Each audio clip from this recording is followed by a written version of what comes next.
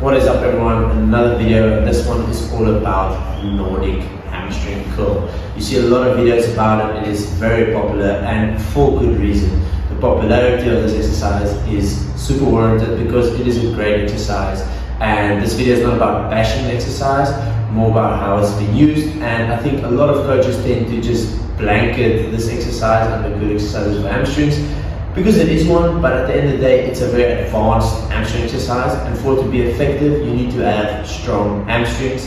And why I say this is because you need to be able to do a long eccentric when you fall on the Nordic hamstring curl. And a lot of athletes who do not have strong hamstrings will struggle with this. And a lot of coaches prescribe this exercise to their athletes without necessarily gauging if the athletes are even strong enough to do them correctly. So if you had to compare that, it should just be like, okay, well, we're going to practice doing a lot of squats, but instead I'll give you 120 kilograms for squats and you can only do 80 kilograms. So obviously you're not going to get an effective squat workout out of it. The only difference is with these, you don't die underneath the barbell. But anyway, so basically how it tends to look when you do these exercises are, kids will do them, so especially like younger athletes will do them, and they literally just drop down. Like that is literally how they do the exercise. Like 1, 2, just drop down. There's no time and attention with this, and at the end of the day, the real goal in this exercise is on this long eccentric where you're really fighting to go down, anything from like 4 to 6 seconds.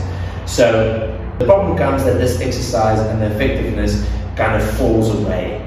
But this doesn't mean the exercise itself is stupid or it doesn't work. It's still a great exercise.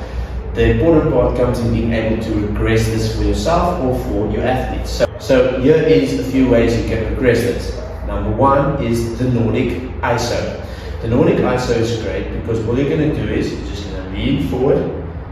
I like to tell athletes to undershoot where they want to go. A lot of them will try and start out here, which they probably won't be able to keep for very long, but tell them to undershoot how far they lean forward and then try and hold it in that position. Don't you just hold it for isometric for as long as possible. They can do more than 60 seconds, you tell them to go even further on the next step.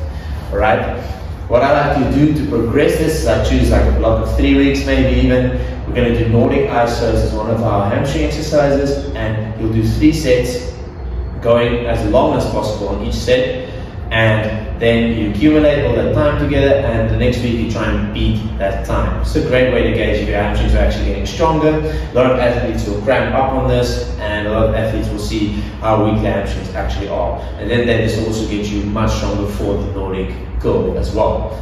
About this exercise as well, there's almost no barrier to entry here. You can do this exercise whether you have strong hamstrings or the weakest hamstrings. Number 2 is the Nordic curl, which is an amazing hamstring exercise. You can do these even if you don't want to do the Nordic, but this is a great way to get stronger at it too. So the Nordic curl is basically you're going to go into your Nordic position, lean forward till you feel your hamstrings contract, and then you're just going to hinge forward, more or less keeping the hips in one place.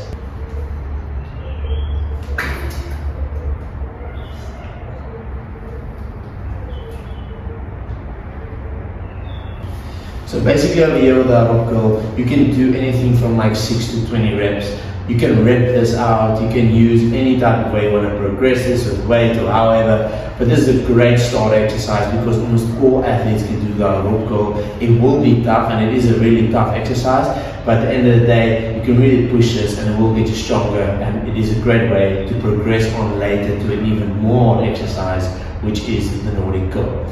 Hope you enjoyed this video, and if you want, subscribe and I'll post more of these videos every week.